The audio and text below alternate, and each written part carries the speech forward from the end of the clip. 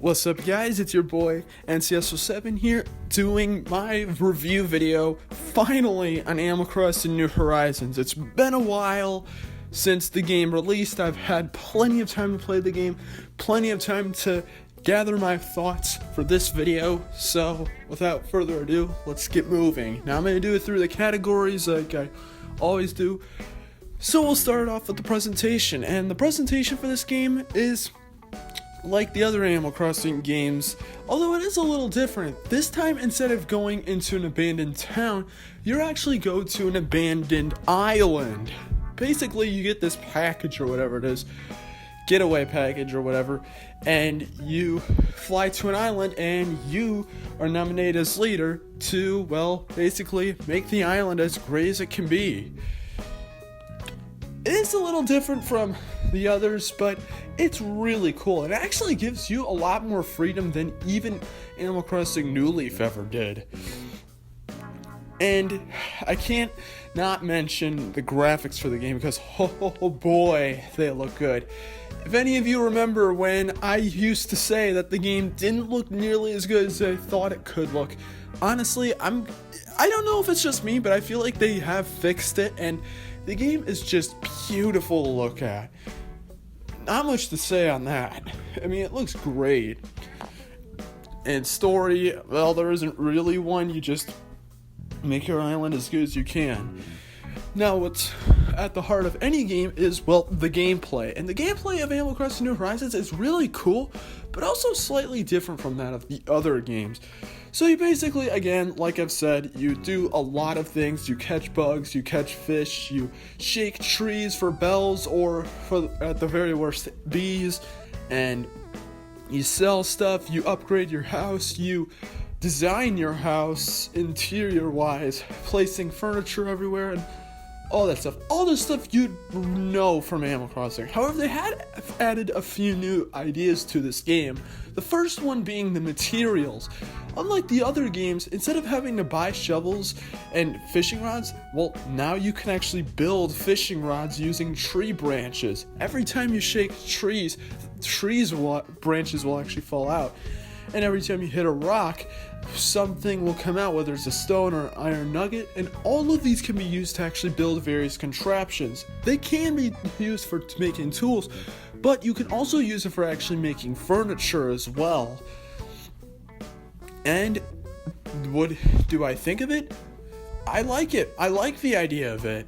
I like the idea of using materials to build items. And you can still buy tools and items as well.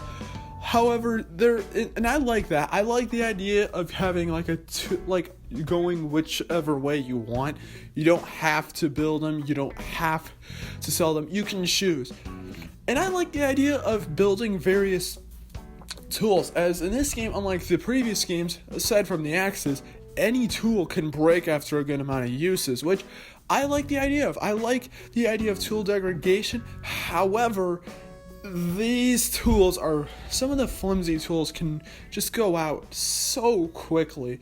You can catch like a few fish and then your fishing rod will immediately break, which it's just so annoying. I like the idea of it, but it just happens at the worst times. And it's just kind of annoying having to go through the hassle of getting tree branches and getting all the tools necessary to make another fishing rod to continue what you were doing. I don't know. I wish there was a much more efficient way to actually, at the very least, get tools. But I don't really mind it too much, and you can get better tools in the game when you use the Nook Miles. And there's another new thing, Nook Miles. I don't know, it might have been in the other games, but only now did I really notice it.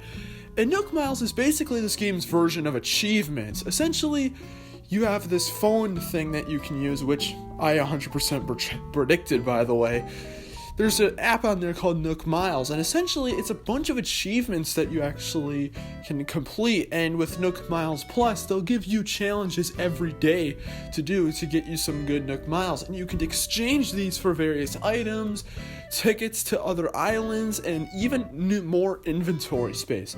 And I absolutely love this idea.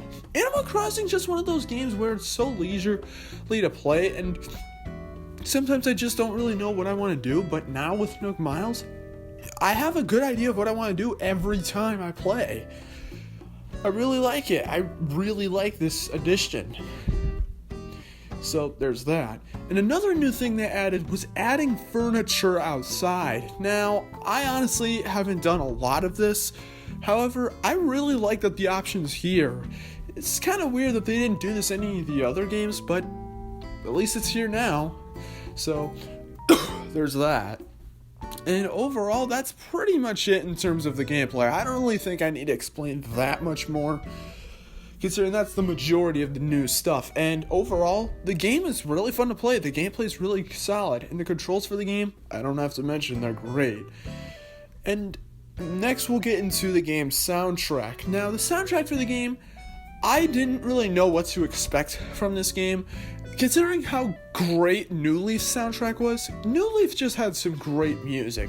Music that just fit the tone of the game. Relaxing, calming, making you feel like you're in another world. It's so calm. Did they nail that in New Horizons?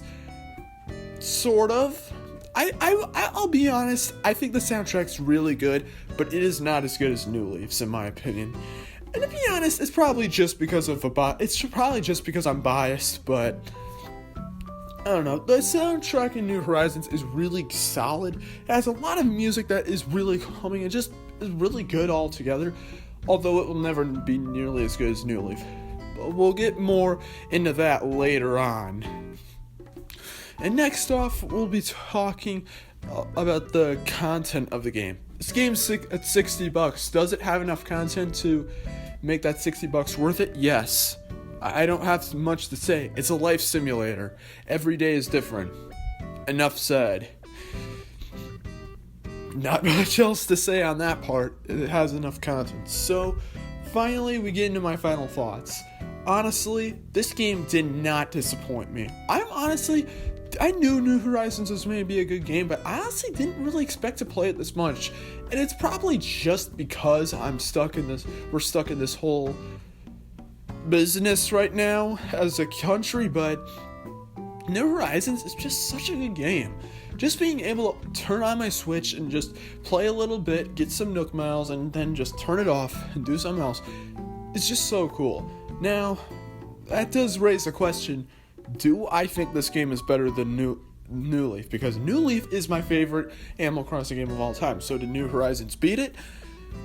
No. I think New Leaf, while New Leaf doesn't have as much to do as New Horizons, I think New Leaf just felt a lot better. I think the game was just, I don't know, I just like New Leaf more. But New Horizons is still an amazing title for the Switch. If you don't have the game, well, I feel so sad for you. On my scale of 0 to 10, I give this game an easy 9.5 out of 10. So, with that being said, that's pretty much it for my review. Did you guys agree with my review? Let me know in the comment section below. And if you did enjoy this video, make sure to like this video. And if you haven't already, subscribe. And I even do bullcrap diaries on this game. So, check those out too if you want to see more Animal Crossing content. And with that out of the way, this is NCSO7 signing off. Peace.